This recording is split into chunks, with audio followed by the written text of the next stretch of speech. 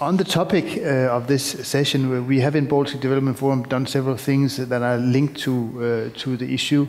We did some years ago a study over the Baltic Sea region to see whether what came out of it if we regarded the region as one country, and we wanted to optimize the infrastructure, and we wanted to optimize the links and the networks. And the outcome of this study was that there were huge potential if we were able to link the different parts of the region closer together, not least because that we have such a diversified energy mix in the region that we could really profit from what we each of us are very good at. And I think that I'm very glad that Brask and also the European Commission has taken up some of these things that came out of this study, and I know that funds are available now for infrastructure developments, and I also think that the Baltic states have been encouraged to move forward with linking themselves to other parts of the region. I think that's really important for coming towards a more integrated and a better approach on green growth in our region.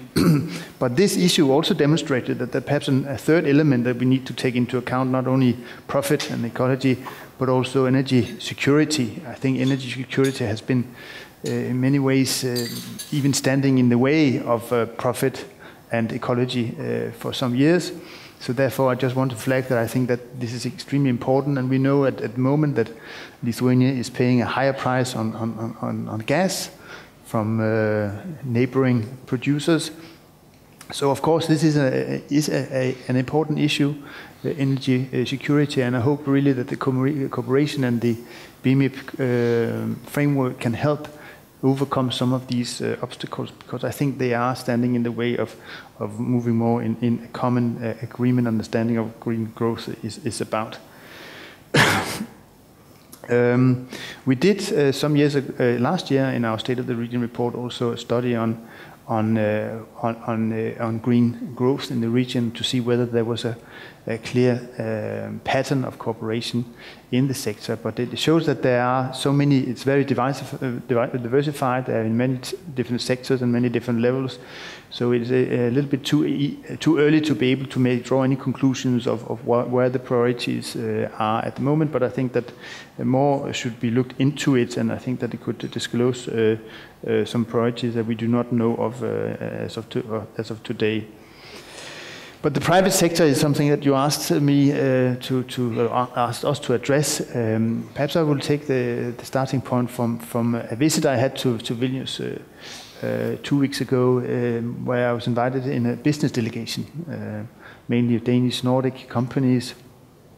And I saw that I mean, in first place, this visit was organized now. I think it reflects that the Baltic states are now out of the crisis, and that the energy, the green growth, the clean tech agenda has moved up, and now, in some sense, there's now economic capacity to address this issue again. And I think that was the reason why it was timed in this way. And therefore, I think that it's very good that we can now, perhaps all of us, share this idea of green growth, at least that we have now a higher economic capacity to take it on board, because of course there is an immediate contradiction of the two.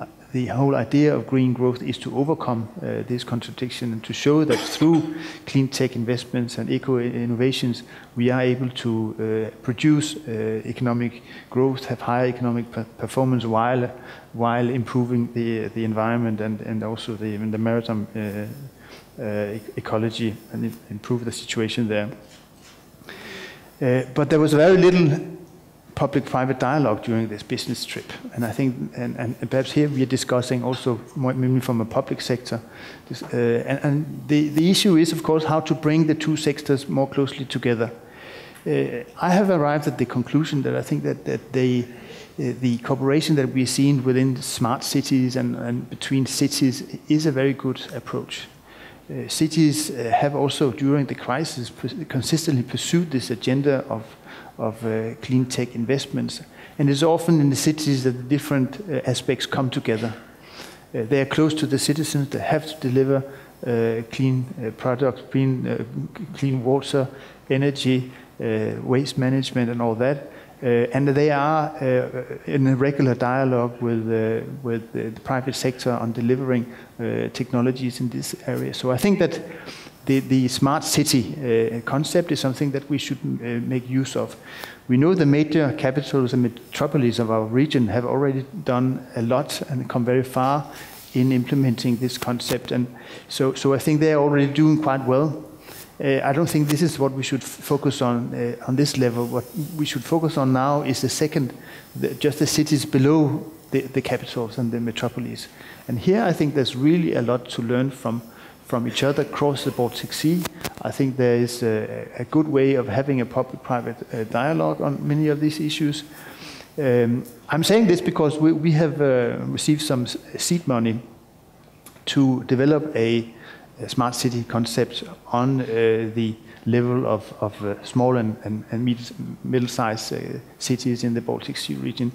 We have a fantastic network of more than 100 cities cooperating today. You know, in the rest of Europe, they are trying to encourage cities to work together, but we already have in place more than 100 cities that can work together. I think this is a resource that should be used. The Union of Baltic Cities is part of this project, and they are also willing to move ahead and also want to make more use of this capacity, of course, border and cross Baltic Sea cooperation. I think that's a way forward.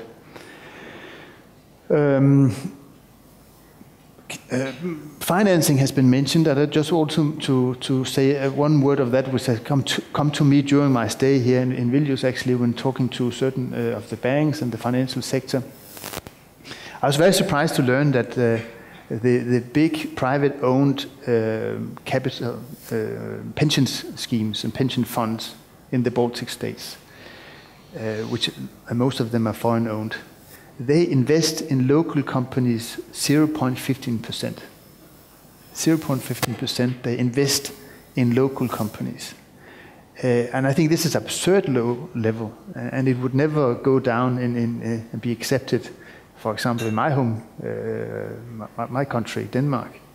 I think that pension schemes and pension funds, through pension schemes and funds, they invest about 40–50% in local companies. I think here that there is something that needs to be addressed and even looked more into. And I'm really admire even more how the 3 Baltic states were able to come out of the crisis in such a way without really having the push and support of the pension funds. This is a new thing that have come up to my attention. I think it's something that we should make much more use of. It's good that we have the EIB and the EIF giving Baltic innovation funds for projects, but I think the private sector should and ought to be much more involved in this. I think I will limit myself to these comments, but would like to take part in the debate on these issues. So thank you very much.